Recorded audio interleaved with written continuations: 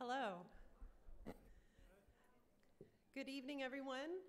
I'm Carrie Coogan. I'm the Deputy Director of the Kansas City Public Library, and I want to welcome to our nationally renowned signature event series.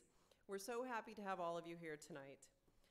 I want to extend a special thank you to our partners at the U.S. Army Command and General Staff College for their long partnership with the library and with their collaboration in this great series that we have going, Hollywood versus History, which we continue tonight. We've had a terrific time examining the historical accuracy of military movies, and we'll continue through at least the end of the year. So we hope you'll come back, and we hope you tell all your friends to come back as well. There are a number of representatives here from the college, and there's a number of Command and General Staff College Foundation Board members here as well. Would you please stand if you're from the Foundation Board so we can recognize you and thank you for your support of this great series. Thank you so much. Thank you. Once again, we extend our gratitude to the late Jerry Rosenblum, in whose memory we are presenting the program and the Hollywood versus History series. It's Jerry Rosenblum who's made this possible by a generous gift from his estate. Tonight, with military historian Brian Steed of the Army Command and General Staff College, we have a special installment of the series. It's a little broader in scope, looking at Hollywood filmmaking during World War II and its role in shaping the nation's response to and support of the war. Brian will take a particularly close look at The Best Years of Our Lives, a seminal film released a year after the war that successfully departed from the flag-waving norm. It earned 8 Academy Awards, including the Oscar for Best Picture. Brian Steed is an associate professor of military history at the Command and General Staff College, where he taught since 2013 and was honored as a Military Educator of the Year in 2018. He served as an armor officer and Middle East Foreign Area Officer in the U.S. Army before he retired from active duty as a lieutenant colonel. It was Brian who actually helped us launch the Hollywood versus History series in January when he explored the 1975 swashbuckling film, The Men Who Would Be King. And this is his 10th time that he has spoken at the library, starting back in 2014. So he is one of our stars here at the library. Please join me in welcoming Brian Steed back to the library.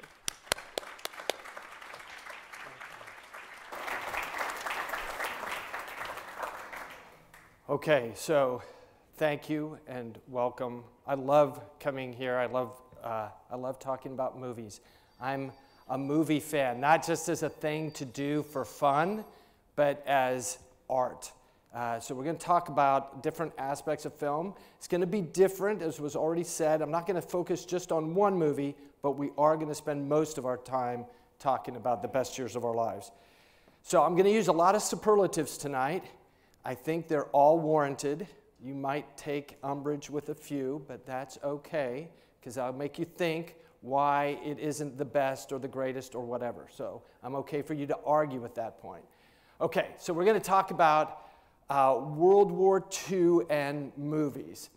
So why this film? Well, at the beginning of last school year, so back sometime September, October, one of my students made the comment in almost a whimsical or even a wistful way of, oh, back in World War II, the entire nation was united behind the war effort, and wouldn't it be nice if the entire nation was united today? And he said it in such a way that it was like it was automatic, like everybody organically wanted to support the war effort. And at that time, I told him, I'm like, well, it wasn't exactly organic. Like, a lot of that unity was manufactured, and it was created both by the government and by Hollywood. And it's important to recognize that. A lot of the country was not necessarily, especially before Pearl Harbor, was not in support of World War II, or what was happening that we now know as World War II. And even after the Japanese bombed Pearl Harbor, a lot of Americans were not in support of the Europe First strategy, because the Germans didn't bomb us, so why are we focusing effort on Europe? And Hollywood helped shape this, and it helps shape how we perceive World War II even until today. So The other part that I want to bring up, and you could, like, this is one of those areas you could argue. When I'm talking about film, by the way, I'm not counting silent film. That doesn't count. I know that there's probably some people out there that will argue that point. I'm talking about synchronized sound and motion picture, that film. So this is the first war. World War II is the first global war or multi-regional war that is fought in the age of film. That's something to think about. In our world today, I want to take you back to imagine, because I don't think, even with all the non-brown hair I see out there, I don't think anybody in this group was born in an era where there wasn't a talkie. Okay? Everybody here has lived a life where motion picture was a thing. So I want you to go back to a world where motion picture wasn't a thing, where you didn't see moving images. And when you did, when you went to them, you only went one place. Like in today's world, you can watch movies on a television screen. You can watch movies on your phone, right? Or if you don't want to watch a movie, you can play video games. We'll talk about that competition. In today's world, there's so many different ways to get media. But back in World War II, there was kind of one, and it was the movie theater or the cinema, if you want to be fancy about it, okay? So if we go back, the first synchronized sound and motion picture is The Jazz Singer, 1927. We're going to talk about Academy Awards a couple times tonight. So the Academy Awards begin in 1927, and the first Best Picture winner is a silent picture winner, Wings. It's after that it's the next year that the first sound, synchronized sound motion picture gets Best Picture, and that's the Broadway Melody. Now, what's interesting is, and this is just totally trivia, but the first several years of the Academy Awards, it was not based off calendar year. So you get this like 1928, 29 stuff in the early Academy Awards because it wasn't a calendar year system. And I can't recall what year we went to it. I want to say it was early 30s. But anyway, eventually they went to the system we have now where the Academy Awards are based off of release date in a calendar year as opposed to how it was originally. Okay. So when we think of big blockbuster movies, a lot of us might think of Avengers Endgame, one of the biggest grossing films in American history, okay? And so when we look at this isn't gross, this is who saw it. And it's interesting, ticket sales, so these are people sitting in seats, okay? And ticket sales are actually recorded not for the United States, it's recorded for United States and Canada. So these population numbers are also United States and Canada. So as popular as Avengers Endgame was, only about a quarter of the population saw that movie. Now we compare that to the next or the previous blockbuster before that, which was Titanic, and it's about 44% of America saw, and Canada. When I say America, just think North America in this case, America and Canada. But now let's go back to this age of the early talkies. Right? Snow White and the Seven Dwarfs, one of the biggest movies ever. 72% of America went and saw that movie. Now, anybody want to guess what the biggest all-time ticket-selling movie is? Yes, Gone with the Wind. 130% of America went to see that movie. Okay, so when we're talking about blockbusters, like these don't even compare. But of course, in the Gone with the Wind days, you had one option, right? It's either the theater or the radio. I guess two options, right? But if you want to see somebody moving, it's one option, right? But in today, you have a lot. So movies are important.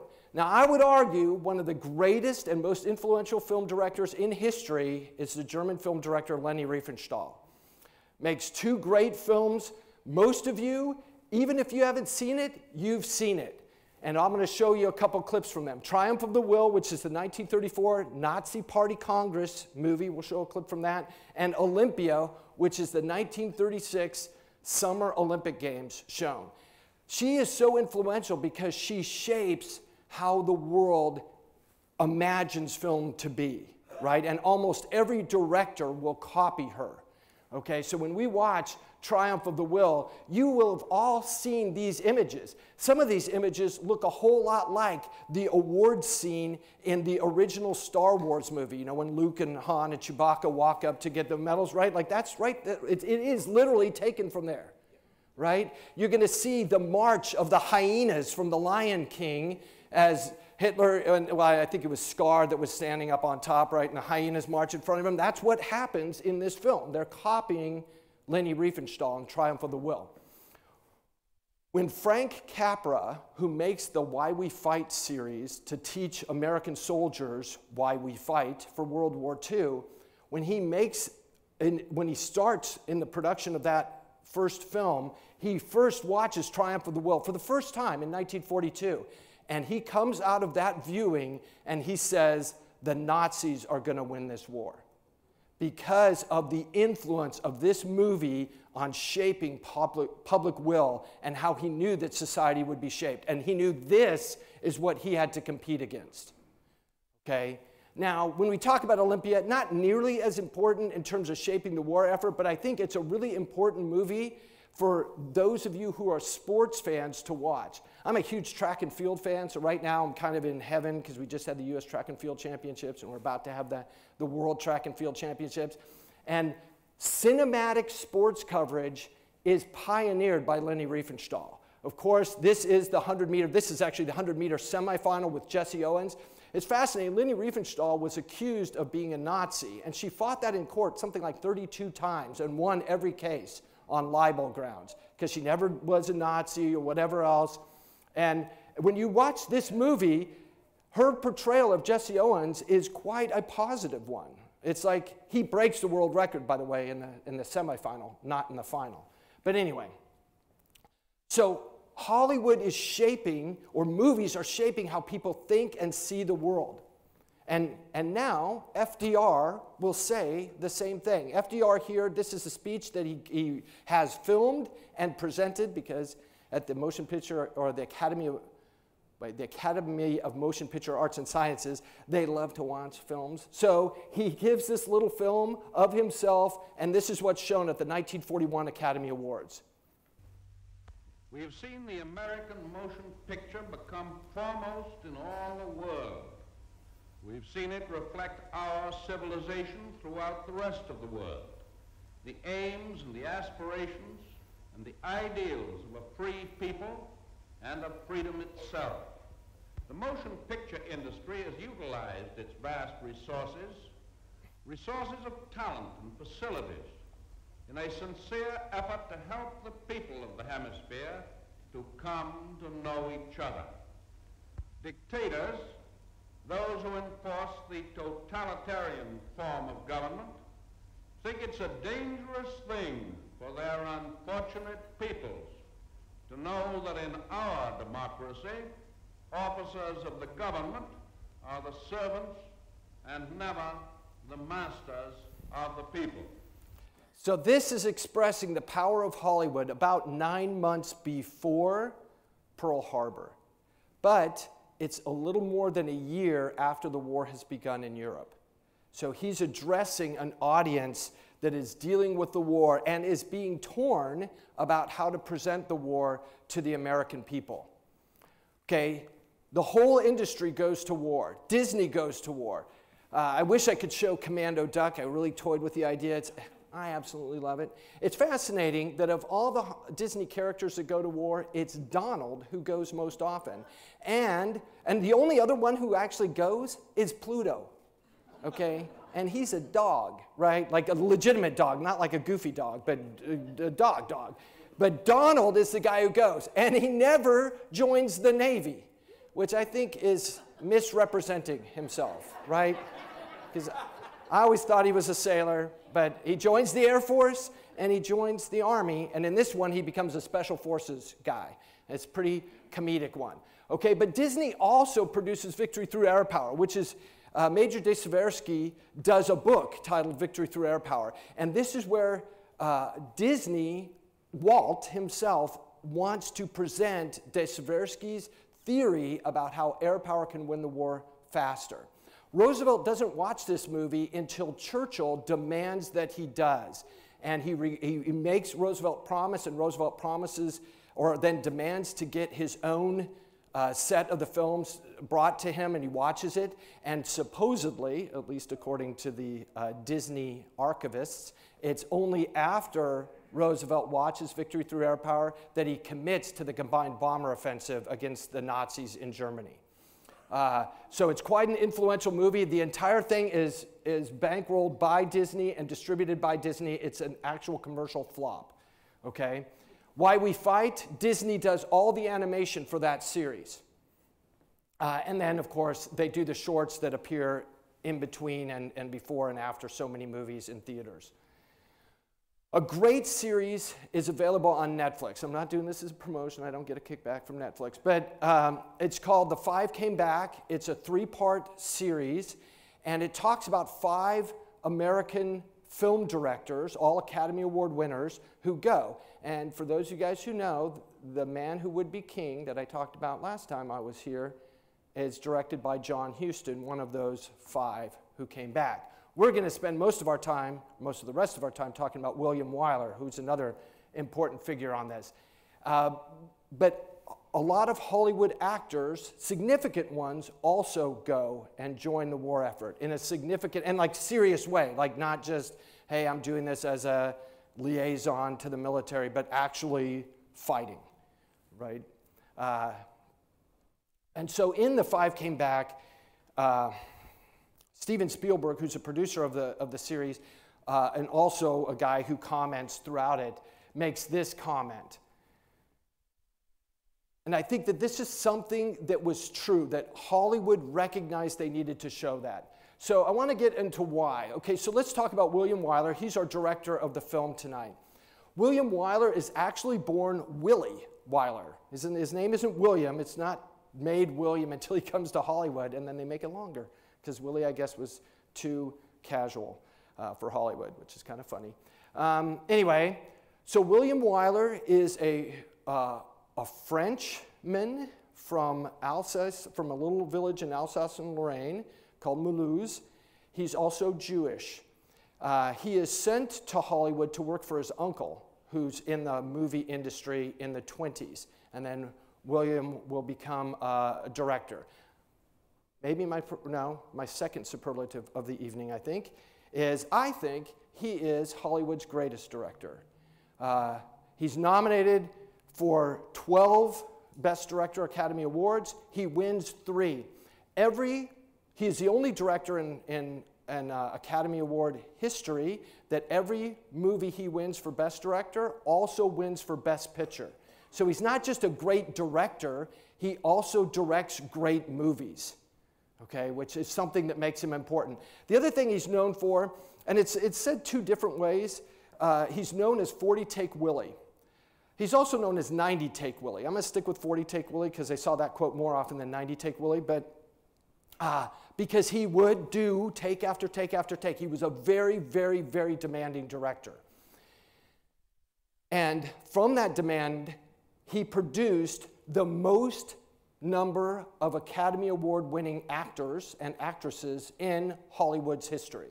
Okay? He has more than any other director that will get nominated, and he has more than the next 2 directors who will win. So not only is he a great director, he also directs great films, and he directs great performances. I would also throw out that I think the greatest movie ever made is 1959's Ben-Hur, and that's his. Now, this is his joke that it took a Jew to make a really great movie about Jesus Christ. And I actually do think that it is a great movie about Jesus Christ, so I'm with him all the way on that one. Okay, and my list of his favorites, if you haven't seen it, I would highly recommend you go out and see Big Country with Gregory Peck, not one of his Academy Award nominees, but fantastic film, great Western. Okay, so Mrs. Miniver and The Best Years of Our Lives are bookends of William Wyler's World War II war experience. So Mrs. Miniver is the last movie he directs before he goes off to war, Best Years of Our Lives is the first movie he directs after he comes back from the war. And it's great if you can watch them in close proximity to each other, because you will get a sense of how his view of war changes between those two. Because William Wyler goes to war. He will film the Memphis Belle. My wife and I just had an opportunity 2 weeks ago, I think. We were at the U.S. Air Force Museum in Dayton, Ohio. Highly recommend it. Fantastic museum. And there they have the Memphis Belle, the B-17 that he filmed. And he just jam-packed that thing with cameras, and he flew on bombing missions with that aircraft. He loses his hearing flying in a B-24, I think it is, during the war doing similar filming, because it's just a much louder aircraft. He didn't have the proper hearing protection. He loses his hearing on one flight. So he personally suffers as a result of his wartime service. And so, and by the way, the red font are the people who win, the orange font are the people nominated. And so this is a very successful movie. And what we get from Mrs. Miniver is this sense of what the war, the toll takes. So he starts making this movie before Pearl Harbor. And he wants the American people to support the British in their war effort. So we're not at war yet, but he wants America to commit to the war and to support the British. So he shows Mrs. Miniver, just a regular, relatively speaking, common British housewife who's dealing with the challenges of the war. Okay, so I'm going to give you some spoilers. This is, 80-year-old movie, so at this point I don't feel bad. But their house is going to get bombed and pretty much destroyed in the Blitz. Okay, and the way their family deals with it, her husband will take their boat to help Dunkirk. She will encounter the only German in the movie, which is a pilot that gets shot down and makes his way into her home, and she has to hold him off at gunpoint. It's fascinating that when the producer saw the dailies, or really the guys at the studio saw the dailies, they were really concerned, and they called William Wyler in, and they're like, hey, Willie, you can't show the German this way. We're not at war with the German people. And Willie's response was, look, if I had 100 Germans in the movie, I would show good Germans. But I've got one. And so that one is going to be one of Goering's monsters. And so he really wanted to show him as sort of this, I want to burn the world kind of thing. So when you watch the movie, you get that sense. This is a creepy German guy, right, who's a true believer in the Nazi ideology. And Willie wanted it that way. Now, what's fascinating is after Pearl Harbor, the studio didn't complain anymore. So it was kind of interesting. Okay, so here is the clip I'm going to show you from Mrs. Miniver. This comes at the very end. The village has been bombed. A lot of things are destroyed. It's the preacher in the Protestant church who's giving the sermon. I want you to hear in that preacher William Wyler.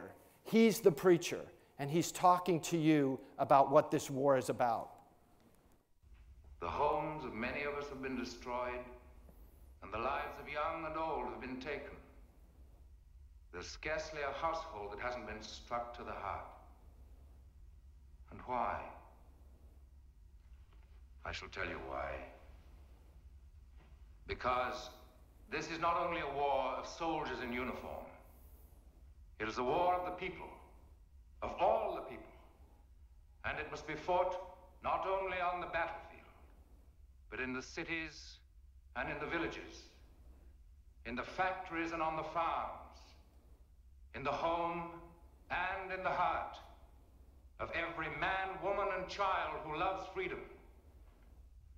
This is the people's war. It is our war. We are the fighters. Fight it then. Fight it with all that is in us. And may God defend the right. This is the people's war. Like he was saying, in our homes, in our factories, you could have added in there, in the theaters, right? Because that's what William Wyler, that's how he's fighting this war, is in the movie theater. And so this is the people's war. That's how he goes off to war. By the way, he will be filming the Memphis Belle on a mission as his wife receives his Best Director Academy Award on his behalf. Okay? So he finds out in a Western Union telegram that he won the Academy Award. So it's the People's War. Now we go to this film, because this movie is about what war does to the people. Okay, Mrs. Miniver, the people, this is the People's War. Now what does war do to people? That's what Best Years of Our Lives is about. I have up here the birth dates of each of the actors and actresses, and it's kind of useful to look at them because they don't exactly match up right, but it's all right, because it's Hollywood, right? And it is interesting, the film is in black and white because it was believed in the 1940s that color was for fantasy. It was for comedy. It was for animation. It wasn't for serious movies. Serious movies were black and white films. Okay, that's what real people, that's what adults saw. It's black and white movies. Okay, so what are some facts about this? One, as you look at it, 38% of America went and saw this movie. Okay, it was a pretty popular movie. It was the best-selling movie other than Gone with the Wind up until 1950. Okay, it's not until the 1950s that there is a more popular movie than this one. So this is ranked number 2 all the way for the entire decade of the 40s. Okay, it has this distinction of winning, it says 7 Academy Awards plus an honorary award. Okay, we're going to talk about Harold Russell a bit. But Harold Russell he plays Homer in the film. He's a sailor who's lost both his arms. And Harold Russell actually did lose both his arms, but it was in a training event where he was doing the training. And Hollywood, he was nominated for Best Supporting Actor, but the Academy didn't think he would win it. So they gave him an honorary award. And then he won the Best Supporting Actor award as well, becoming the only person in Academy history to win 2 Oscars for the same role. So if you have that on Trivia Pursuit or something, that is the answer. It's Harold Russell. Okay, so this is set in Boone City. They don't tell you what state. It's supposedly patterned off of Cincinnati, Ohio, but it's actually filmed in California. So it's fascinating that William Wyler wanted a very normal look to the film. So he gave his cast money and told them to go buy their costumes off the rack. Okay? So Teresa Wright, Myrna Loy, Virginia Mayo, they just all went to a regular department store and bought regular clothes. Okay? So you do not see them dolled up in Hollywood costumes. This is all just very regular. And you get that feel when you watch the film. It's interesting. Virginia Mayo wanted to be in this role so badly, and William Wyler did not want her to be in it, that she politicked over his head, and she agreed that she would be willing to film both this movie and The Secret Life of Walter Mitty simultaneously. So oftentimes she was running from one set to the other set to be able to film on the same day. So it's kind of interesting. The title doesn't show up in any of the dialogue, though Virginia Mayo gets really, really close to it in one scene. And I will talk about the importance of the B-17 as a metaphor in this film. Because you got to remember, William Wyler, Memphis Belle, B-17s, it's a big part. And he uses the B-17 as a way to instruct everything throughout. So one of the ways he does this is that the 3 war veterans, never having met before during the war, meet at an airport and they fly home to Boone City on a B-17. Okay? They can't get a decent flight for weeks, but there's a B-17 that is making hops across America, and they are able to get a ride on that, and one of the hops is going to land in Boone City, so they all jump on together. And then each main character, like they all get off the aircraft, and then they all reunite with their family one by one by one. Each of these main characters has a significant problem. Okay, one of the things I love about this movie is is his poetry in it. Okay, so William Wyler shows, like when you look at it initially, only one of these guys is broken. It's Homer. Like he obviously does not have hands. He's got hooks. Everybody sees him. Everybody recoils at him. Everybody does. Okay, it's very memorable. But all 3 of these men are broken. And what we'll see by the end of the film is that the one that is most obviously broken is the one that is actually least broken. And we'll talk a little bit more about the ironies that William Wyler sets up throughout the film as he goes on. Okay, so obviously Homer has a war injury. Al struggles with family integration. He's got Myrna Loy's his wife. He's got an adult daughter and a nearly adult son, and he's been away from them for like 3+ years, and they're struggling to reintegrate. And then Fred comes back and has all sorts of issues with PTSD. They all sort of resolve their issues. Now, for me, this movie is a little bit personal, so I'm going to get a little personal here. I don't know that my extended family is going to watch this, so I think I'm okay. But this movie reminds me of my family. So my grandfather and 2 of his brothers went to fight in World War II. They all left from a dinky town, Great Falls, Montana, and they never would have been further than 50 miles from that city in their whole life. But then they end up going off. One of them flies in B-17s during the war. One of them is in the Americal division and fights throughout the Southern Pacific theater with MacArthur. And the other guy ends up being in North Africa and Italy, right? So they end up seeing the world, these 3 brothers. And when they come back, now none of them lost their arms, so it's not quite like the film, but they all have problems with integration. Some of them deal with self-medication issues as they try to deal with their PTSD in a society that's not quite ready to understand PTSD. It's fascinating. So when I watch this movie, I don't know, I think about my family, and it's a really easy connection for me. So who are they? Well, we've got Homer Parrish, sorry, I'm getting them mixed up. Homer Parrish, he's a U.S. Navy, he's a sailor, he's a petty officer, 2nd class. He says he's on an aircraft carrier, okay? And he serves in maintenance on an aircraft carrier. Before the war, he was a high school sports star, right? Al Stevenson, Frederick March, he serves in the 25th Infantry Division, Tropic Lightning, bunch of campaigns. He ends the war in Japan as part of the occupation force. Based off of his service stripes, we know he serves at least 2.5 years overseas. He's gone from his family for longer than 3 years as a process of the war service. He's a sergeant 1st class. So when we think of rank, lowest rank, middle rank, highest rank. And once again, it gets to the ironies. And when you look at, because what did Al do before the war? Oh, he was a banker. He worked in a bank, okay? Respectable, white-collar job. Then we have Fred Derry. He served he was a bombardier in the 8th Air Force. He's multiple awardee. He's a captain. Again, served 2.5 years overseas. What did he do before the war? He was a soda jerk. So he had the lowest social position. His parents are kind of nobodies. His dad sort of comes across as, I don't know, like a ne'er-do-well. I mean, he seems like a decent guy, but there's something wrong. They live in a tar paper shack. Now, of course, this is, right before the war, so we don't know the backstory about why they're in this destitute situation. But he's financially destitute, or his family is. His family's pretty well off, and his family loves and adores him. But he's the one physically broke, he's the one who self-medicates, and he's the dude who is most emotionally shattered as a result of the war. And we're going to watch that one by one. So this is Homer coming home. It's Homer! Mama, Daddy!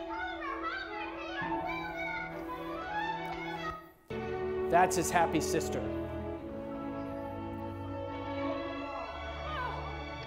Now watch how he greets Mom and Dad. Big hugs, everyone's happy.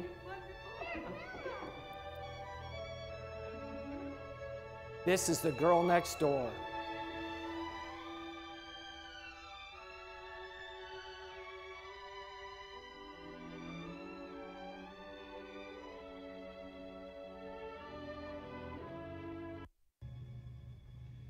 You gotta hand it to the Navy. They sure trained that kid how to use those hooks. They couldn't train him to put his arms around his girl, to stroke her hair. Okay, so they're all feeling bad for Homer and his integration problems. Once again, a fantastic thing. By the way, you might have recognized Teresa Wright. She is also, actually that's not Teresa Wright. I got the actress's name wrong and I can't remember it. Doesn't matter. Thank you. She is Ben-Hur's sister. So anyway, if you want to go there. Keeps it all in the family, I guess, in a way. Okay, so here's Al as he goes home. And this is him talking to his son. It's a samurai sword, Rob. Thanks very much, Dad. Here's a flag I found on a dead Jap soldier. All that writing on it are signatures and good luck messages from his relatives. Yes, I know. The Japanese attach a lot of importance to the family relationship. Yeah, entirely different from us. Say, you were at Hiroshima, weren't you, Dad? Well, did you happen to notice any of the effects of radioactivity on the people who survived the blast? Oh, I didn't. Should I have? Rob, aren't you going to take the souvenirs Father brought you? Yes. Gee, thanks an awful lot, Dad, for these things. Good night. See you in the morning. Okay, so Al comes back, the conquering hero, and his son thanks him for these things. Okay, it's fascinating. Okay, and then now here's Fred and what he's going through. We're going to see 2 clips of this, so. Get out! Godowski, get out of that plane! Two shoots open. 3. Come on, the rest of you guys. Fred, Come on, get out! Fred, wake up. Godowski! Wake up. Godowski! Wake up. She's burning up! Get out! Fred, Get out! Fred, wake up. Wake up. She's burning up! She's gonna hit the gun! It's all right, Fred. Go back to sleep. Go back to sleep. Go back to sleep, Fred.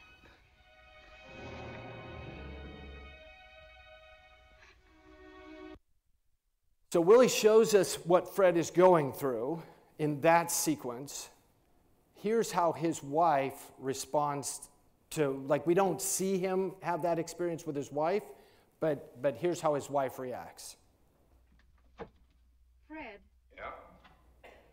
are you really all right? Of course, I'm all right. Why? I mean, in your mind. Does anything... My mind? You mean you think I've gone goofy? I've been wondering. What was Godowski? Where did you hear about him? You talk in your sleep, honey. Sometimes you shout, something's on fire, and you want somebody to get out. You keep saying Godowski, Godowski. Godorsky. Oh, he was a friend of mine. He'll be 17 finally. Got it over Berlin. Can't you get those things out of your system? Oh, sure. Maybe that's what's holding you back. You know, the war's over. You won't get any place till you start thinking about it. Come on, snap out of it. Okay, honey, I'll do that. Okay, we're going to talk about some of this in a bit. So this is, I'm going to show a sequence from the beginning and the end of the film. So this is the 3 of them as they're riding in the B-17 coming into Boone City. And I want you to pay attention to what they're talking about. And then we're going to show at the end how Fred is dealing with what he's going through. Okay, so they're in the bombardier position, which is kind of important. That's Fred's position. Holy smoke. I never knew there were so many planes. And they're junking. No? Boy, oh boy. What we could have done with those in 43. Yeah, I'll bet. Some of them look brand new, from the factory to the scrap heap. That's all they're good for now. Okay, that is William Wyler's message. Young men go off to war, some of them brand new, from the factory right to the scrap heap. That's what war does to people. It takes brand new planes and junks them, right? And here we have Fred at the end. He's climbed up in one of those junkyard planes in his old bombardier position, and William Wyler's showing us no engines. It has no propulsion. It can't do any of the things that it was made to do, just like Fred. Okay? And there's Fred trying to figure out what on earth to do in his old position where he was actually a hero, multi-time decorated for what he accomplished during the war. This is the best shot of the film. Camera coming in over the shoulder, really awesome. And as Fred's contemplating how to deal with his life, we're going to see a guy through the bombardier window looking up at him, yelling at him.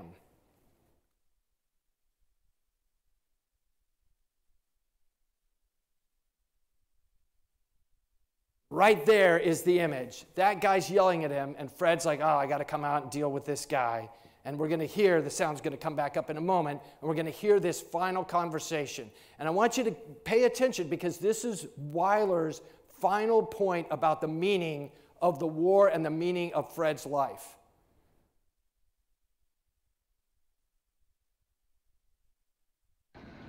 I used to work at one of those. Reviving old memories, huh? Yeah, or maybe getting some of them out of my system. Well, you can take your last look at these crates. We're breaking them up. Yeah, I know. You're the junk man. You get everything sooner or later. This is no junk. We're using this material for building prefabricated houses. See, right? Remember the beginning? Straight from the factory, right to the junk heap. What's William Wyler tell you at the end? This isn't junk. This is what you build a civilization on. So all these men who fought in the war and come back broken, just because they're a broken hulk of a B-17 doesn't make them junk. Okay, so why is this movie, I think this is the most courageous movie ever made. So this is my other superlative of the film. Why? Because most movies are about the period that they're made. I'm a big fan of science fiction movies, and I love them because what science fiction does is like the little mosquito in the Jurassic Park movie. It gets captured in amber, and then it holds a little DNA so that you can make dinosaurs later on, that kind of thing. Movies do that. They capture a moment in time, what people were thinking, what Hollywood was thinking about the world, right? And sci-fi does that better than anything. But what's brilliant about this movie is the period in which it's made is the period that it's about. Wyler is making this about the end of the war at the end of the war. So it's this is one of those points why it's not useful to talk about how historically accurate it is, because it's a genius discussion of the issues at the time they're made. And these are issues that in most cases we don't really discuss as a society other than in a film like this for decades. Okay, there's a reason why so many World War II vets self-medicated. Okay? Like I already said, every main character is broken. And one of the things that's fascinating is we only run into, in the whole movie, 2 other service members. Okay? One is a guy that Al will help at the bank. He was a CB, and Al's like, oh, I'm going to give him a loan even though he doesn't have collateral. And Al kind of gets in trouble for it, but Al does it anyway. He sticks to his guns, right? And that's the big emotional moment for Al in helping, this is what I'm going to do with my life to help build this country and help these men who fought. That's what he's going to do. The other guy is some sleazy dude who's hitting on Fred's wife, right? And so we kind of get so we get both sides of the honorable dude and then the kind of, questionable cat here. But everybody else did not serve in the war. The other soda jerks, they stayed back. The other guys, they worked in factories because that was true about America. As many people as we put in the military, we put 4 or 5 times more in factories. Most of America served the war effort by building things, not by fighting. And the movie does address that. And this idea of the arsenal of democracy. So here are the courageous things it deals with, and we've seen these already: wartime disability, PTSD, reintegration anxiety, self-medication, social acceptance. Nobody understands these guys. These guys are like glue. The first time they meet is at this airport before they get on the B-17, or it's actually they meet Al as they get on the B-17. And yet these guys are the bestest buddies ever because they all have something in common that apparently almost nobody else in Boone City shares with them, right? So they have difficulty getting society to understand them. And you already see this idea of this revisionist view. The use of the nuclear bomb, whether it was a good thing or a bad thing. Like, it doesn't get discussed in much, but just in Dad's things, you get that brief hint of his son sort of, you know, thinks, maybe the nuclear bomb's a little sketchy. And then there's another guy at the soda fountain who talks about how the guys who fought were the real suckers in the war. And that we were actually just fighting for corporate interests or whatever else, okay? Obviously, that's never been said before or since. But anyway, it's just an interesting aspect of the film. So I would just offer you, one, if you haven't watched this movie in a long time, you ought to go see it. Get it again, watch it again. It is really, really worth your time. It is a long movie, okay? But it is a great movie, and it gets at some really, really profound points and gives you a sense of America in a period of time that I think is one of the most authentic films that's ever been made, and it deserves the credit that it has. So I think I'm ending with that. Yeah, and so I'm going to open it up for questions, but thank you all very much for your attention.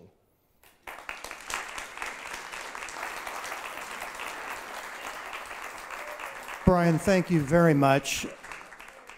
Anyone with question, we've set up 2 microphones at the front of each aisle. If you would use those are particularly important for our viewing audience on C-SPAN and on our library website, YouTube site, when we put the video up. Thank you.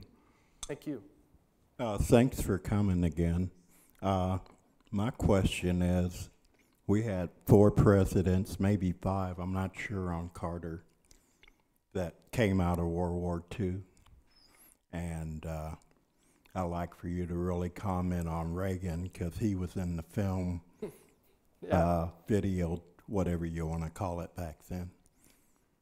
Yeah, well, it's so fascinating how much that generation shaped America, right? As we think about each of the presidents that followed, whether it's a guy like Eisenhower, who obviously gets elected based off of his wartime service and his significance, and then each of the other presidents up until George H.W. Bush is our last World War II serving president, right? And each of them, it is a shaping event. Even with Reagan, where he doesn't deploy, he is a significant player in the liaison with Hollywood. Man, there's so much more I wanted to say on this topic. Like, it's fascinating if you look at all the movies that Hollywood produces in terms of top money earners, Academy Award nominees, and how many of them are in some form or another about the war effort. So Gary Cooper's famous movie Sergeant York comes out in 1940. And you look at other movies that are quite significant. Some of them are whimsical movies, Broadway melody kind of movies that are, but they're often rah-rah war movies in their way, right? And then you have, of course, all sorts of John Wayne, you know, the Fighting CBs and those sorts of films as well that are a little bit, it's fascinating how many Hollywood actors felt that they had to explain why they didn't fight. Okay, John Wayne goes into great lengths explaining why he didn't fight. You know, 41, he's got a family. Like, he has all these explanations as if he had to do that. And what's sort of sad is John Ford treats him a little bit like garbage because he didn't.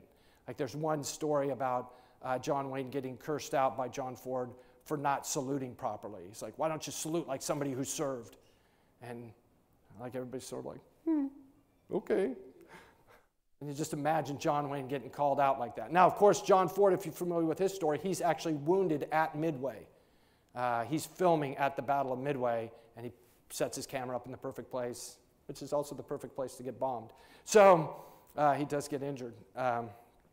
So it is a fascinating, it does shape our whole society, and it shapes how our presidents look at international relations for a while. I would argue to a degree we're still shaped by World War II. Like, okay, so it's unfair. I can't do this exercise with you guys because you're all tainted now. But sometimes I'll do an exercise where I'll tell people close their eyes, and I'm going to say a word, and there's an image going to come into your mind when I say that word. And I want you to think and capture what that image is. And the word I'll say to my students is war.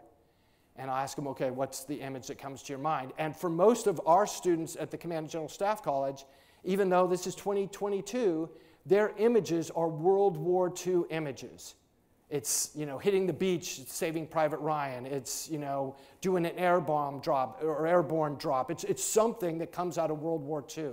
It is still, for so much of our military, our government, it is still what we think of when we hear the word war.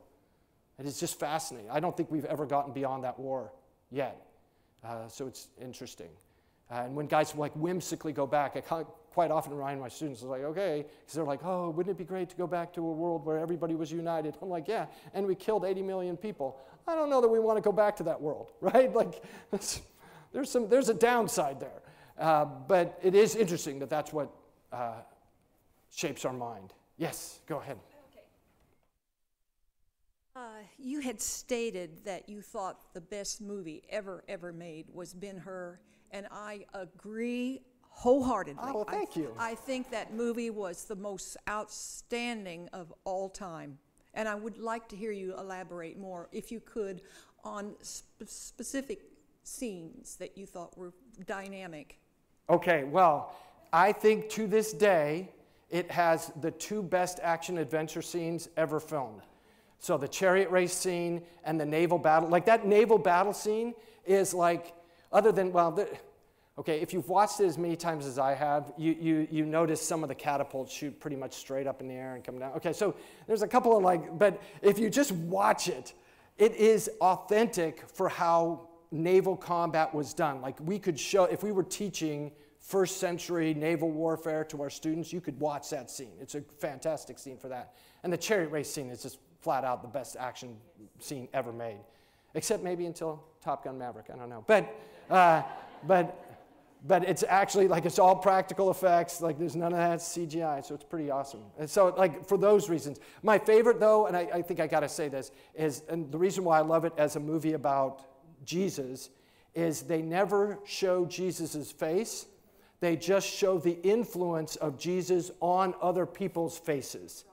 And I just love that aspect because I think as somebody who likes Jesus, that his influence on others was more important than him. And I think William Wyler does that better than any director ever.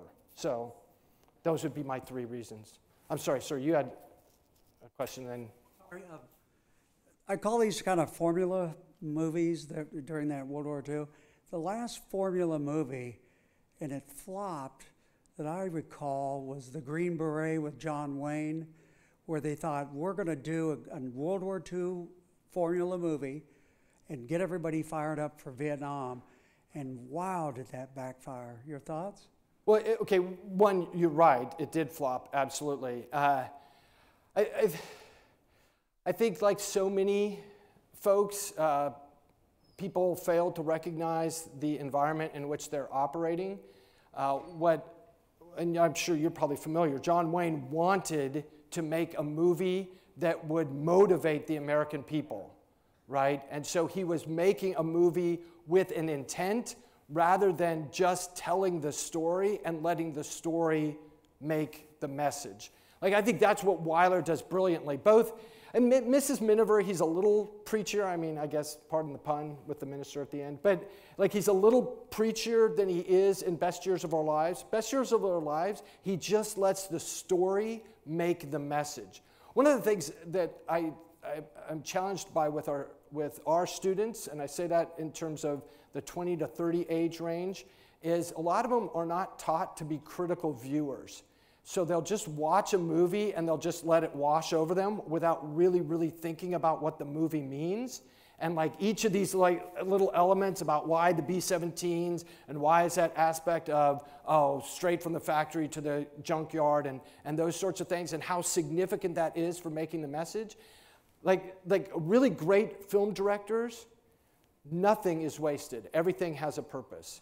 And the best movies are that way. And the best directors, everything they do is there for a reason. I think Wyler does that beautifully in The Best Years of Our Lives. I think John Wayne got too driven by the message, and he didn't just let the story do it. But, I mean, he's the Duke. I don't know, you know, where I have grounds to actually criticize him. But that would be my critique of that film. Oh. Yes, sir. The thing that amazes me about Best Years of Our Lives, I suspect the makers of that movie supported World War II, but it still was an anti-war film. My question is, how do you support a war but also make it anti-war, which any honest war sort of is? How do you support a war and then say, look, this is what it does to people? How does that, how do you figure he put those two things together? Well, one, that is a great question. It gets to some profound points. Because I would offer that every authentic war movie is an anti-war movie. Every movie made by somebody who has experienced war is an anti-war movie. Like, because nobody who's fought in a war wants there to be more war, right? And I think that's true of everybody, whether they wear a uniform or not.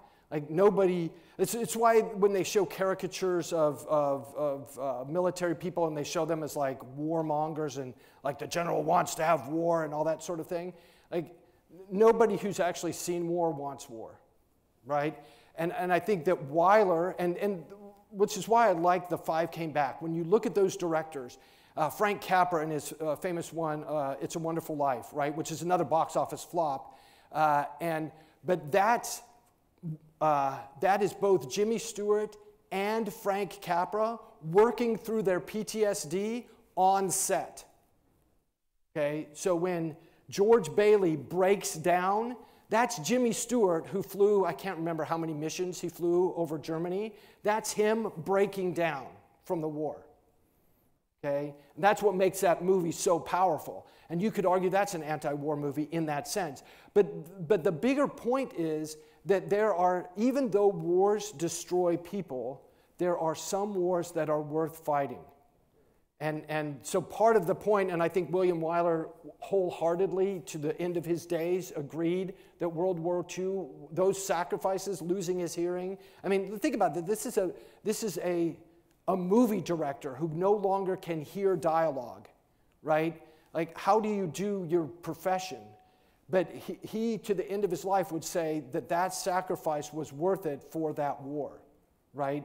And that's the key thing. It isn't that, you know, wars are never good. Sometimes that evil is necessary to achieve a greater good, right? And the challenge for citizens is to be involved and to recognize, okay, is there a greater good that is worth what we're doing, right? And in World War II, if you're listening to William Wyler, and William Wyler will come back, like he will break filming. He's filming a movie called Thunderbolt for the Army about I can't remember what the aircraft's name is, but anyway, it's an attack aircraft. And yeah, thank you.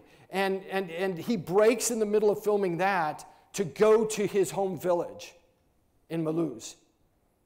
And that's when he realizes that everybody, all the Jews there that he knew, all his family, all of his family's friends and associates are all dead, right? So this is a guy who recognizes that, okay, yes, I've lost my hearing, but I'm alive, right? And it's worth what we do. Now, it's fascinating that George Stevens, one of the other 5 directors, he will end up filming at, I can't remember if he's at Auschwitz or, anyway, he's at one of the first camps that we liberate, and his film crew is the first guys in there. And he realizes that we're not making a movie now, we're recording evidence. And so he has his crews record evidence that will be used at the Nuremberg trials, right? And George Stevens was a famous comedy director. Like, that was his strength, doing comedy. He will not direct another comedy again after the war, because he just can't do it. It completely changes his personality. And as one could probably imagine that would. So anyway, yes, sir. We'll make, I think we have a question here too. We'll make these the last 2 questions of the evening. I want to bookend the previous one, because when I saw the Green Berets, we thought it was a comedy. I watched it in what passed for the Officers Club at Da Nang Air Base in Vietnam, which was just a little trailer, and the screen was a bed sheet we tacked up there. We were throwing beer cans at it, and watching the sun set over the South China Sea, which is impossible because it rises over the South. This movie is interesting because I have given medical history talks where we deal with how certain things are dealt with, and particularly how the tobacco industry put a lot of money into putting smoking into the movies, and this one is no exception. There's a completely gratuitous scene where they're all smoking, but Homer pulls a little trick and he's able to light a cigarette using his hooks. Then Wyler takes a later scene where he's meeting his future father-in-law, and he tries to do this, and he's completely ignored and just shoved aside while they're trying to light. It's a very interesting contrast to the tobacco being introduced. Thank you for sharing that. That's a good point. Lawrence of Arabia is a better movie. But my question is, when I was coming here, I was thinking about any movies about black veterans coming back, any movies about the Japanese soldiers coming back, any movies about Rosie the Riveter and what happens to her. And I can't come up with one. There may be a Spike Lee movie, and I haven't seen it all, that may be about the black experience after the war, but I can't think of one.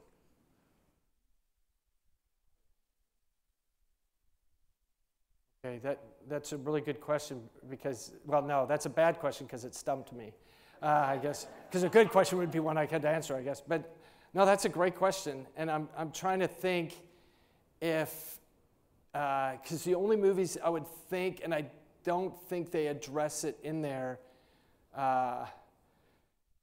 is the one I'm thinking of now is Ford versus Ferrari, and that's about a white guy, but it would be a movie like that where they're referencing that this guy did serve and you're not disrespecting him, that kind of movie, but I can't think of one right now. Of the civil rights movement, there have got to be stories Oh. about veterans coming back. I just can't. Yeah, I agree. I think that's a great point. Now I will spend some time on that one. Thank you. Just real quick. Sir, could you use the microphone, Oh please? yeah, I got to use the mic. Sorry, they said I have to be ruthless about that, so I will not talk to you unless you're at the microphone. Clint Eastwood, First Flags of Our Fathers, and then the real good one, I think, of the sequel is Letters from Iwo Jima that he did. And that looks at the Japanese perspective of the Battle of Iwo Jima. That is correct, but not necessarily coming home. That's during fighting, you're right. Yeah, the coming home part is I think, but let's face it, there's not a lot of movies. We do a couple coming home, literally coming home, is coming out of Vietnam. We do a couple of those films, but we don't do these for most wars. We will do them later. It's interesting. There are some other societies, like you'll get British and Australian films that will be made about coming home from World War I, right? Yeah, but Italian filmmaking. Oh, yeah, I'm joking. One other quick thing. Were you aware of, in the Wall Street Journal on Friday, May 27th, they had a nice article about this movie? No, I didn't know that. Okay, look it up. Okay. Some gal in Texas is writing a book, or already did, and it's $45. I didn't think the book was so great, but they talk about that Glory for Me. They said that was one of the worst novels ever, and they turned it into a perfect movie, which is best years of our lives. Okay, well, thank you. And I do feel like I have to say, okay, I'm a huge fan of Lawrence of Arabia, okay, but I want to say one of my best cinematic years of my life was 2019, when there's some company that brings classic movies to the big theater back. Yeah, I see heads nodding, you know, I can never think of what the company is. But the same year, in 2019, I got to watch on the big screen Ben-Hur in May and Lawrence of Arabia, I think, in September. It was absolutely awesome because I'd never seen either one of them on the big screen. So if you ever get that opportunity, absolutely take it up. Okay, I think I got Brian, it. thank you so much. Please join me in thanking him one more time. And we'll look forward to you back here the 11th time. Thanks for coming, everyone.